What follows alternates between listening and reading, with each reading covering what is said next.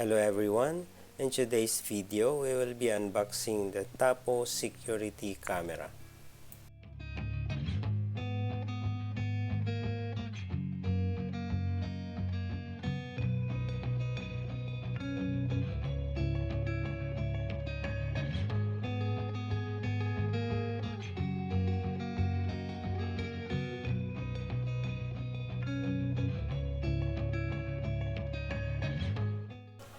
Inside the box we have here the power adapter,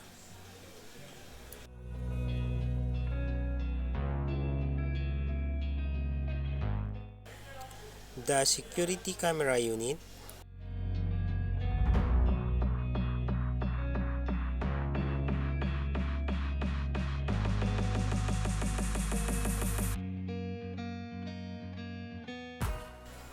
the mounting plate where we can mount our security camera, together with 2 pieces of screws and 2 pieces of plastic tocks.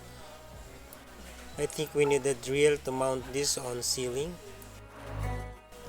To mount is very easy, just tap and twist it counterclockwise and it's locked. To unlock, just reverse it and we're done.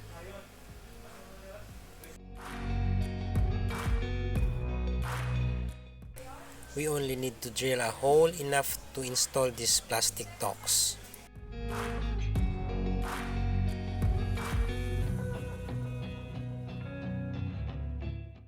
Now we need to download the Tapo application from Google Play Store. Let us open our QR code scanner and we have to scan the QR code that could be found on our camera box.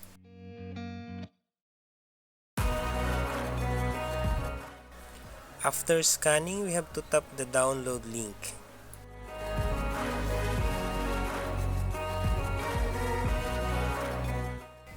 We have to tap install for the download to get started.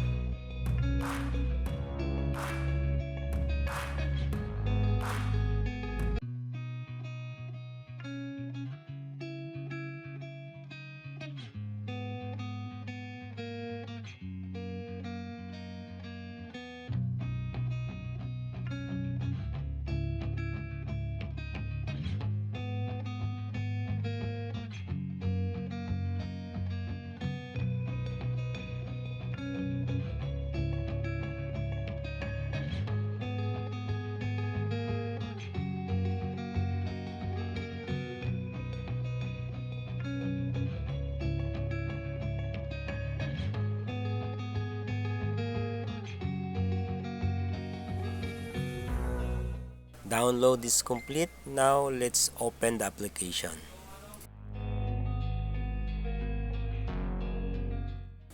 For us to use the application, we must have an account.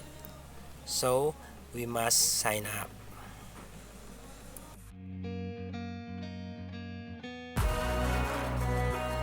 Just use your existing email address and create a new password intended for this application only.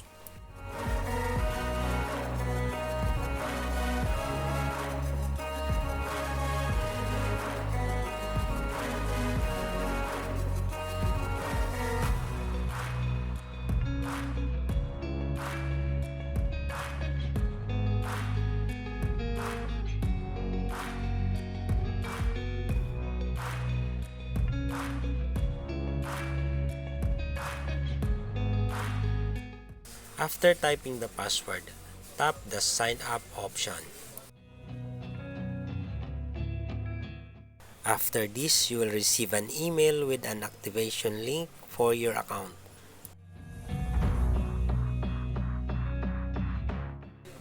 So now let's open our email address. Here is the activation link. Then tap the click to finish registration. Now we are prompted that our activation was succeeded.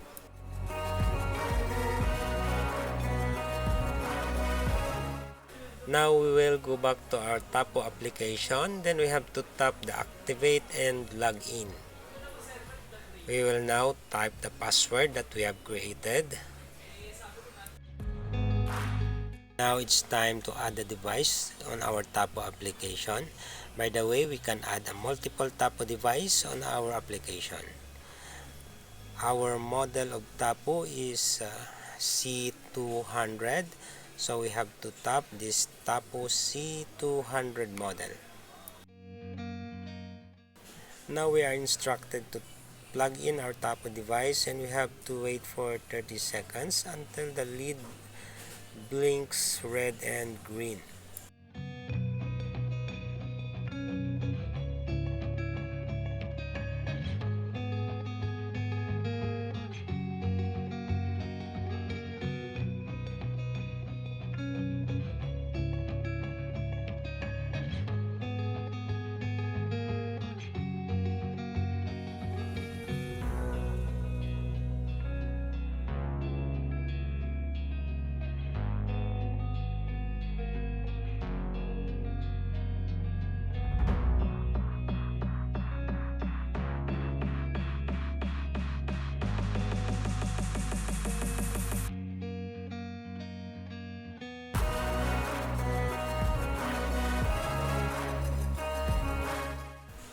Our camera now is calibrating and the LED is blinking red and green, so we have to tap the next.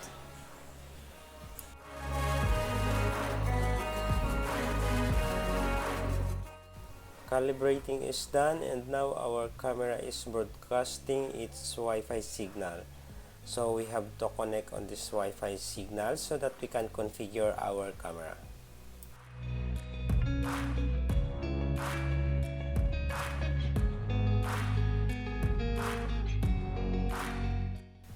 We are now connected to our Tapo camera.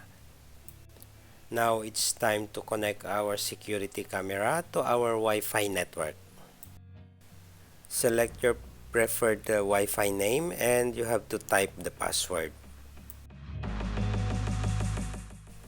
And we are prompted that we are about to connect the network named Kindness. Just click next to confirm.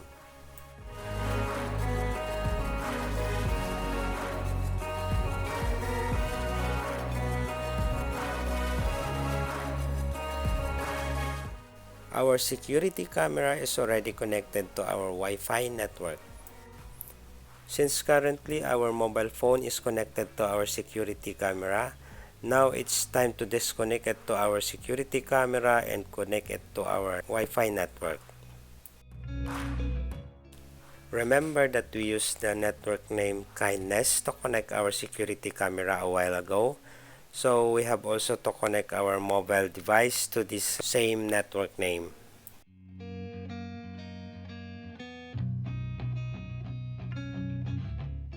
Our setup continue.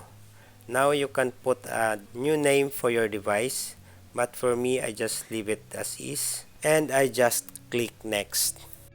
Now we need to set location where we wanted to put our camera. I prefer to put this on my balcony, so I'll just select balcony.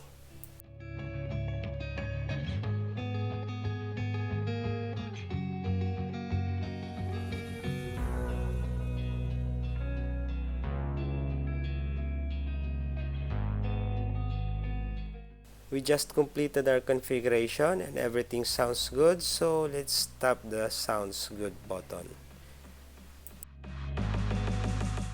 I am not availing the Tapo Care cloud services, so I'll just choose skip.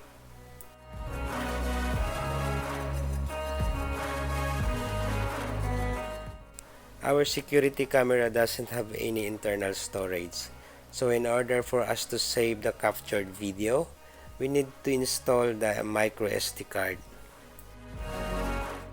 This camera supports 8GB up to 128GB of SD card storage, so you have to choose the bigger the memory, the longer the video you can record.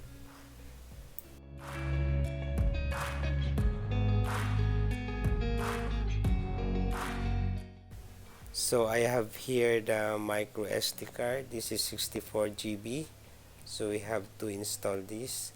Our camera micro SD card slot is below the camera lens. So in order for us to access this slot, we have to angle the camera upper.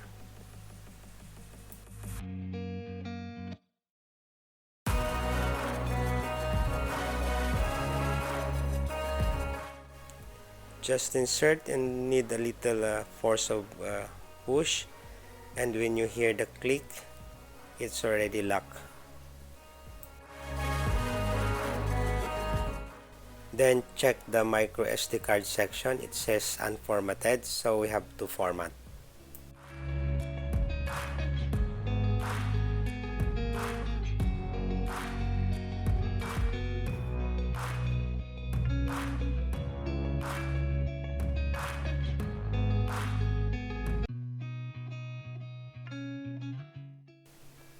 Now we are all set. The only last thing to do is to install the camera in our balcony.